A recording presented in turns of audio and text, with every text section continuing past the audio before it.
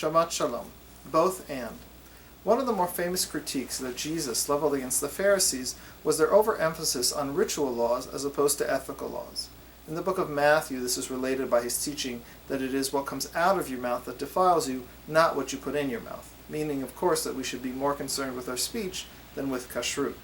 But why does it have to be either or?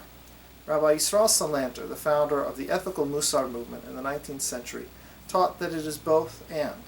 In last week's parsha, we read about the various animals that are kosher and those that are not.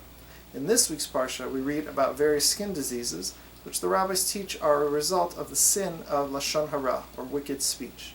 Rabbi Salanter taught that these two sets of laws are positioned one after the other in the Torah to teach us that both what we put in our mouths and what comes out of our mouths must be carefully monitored.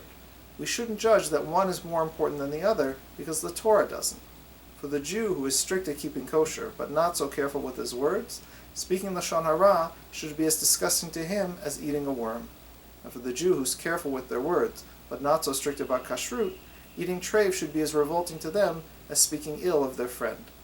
Living as a Jew requires us to be scrupulous both in our ethics and in daily behaviors, so that we will live a life of holiness.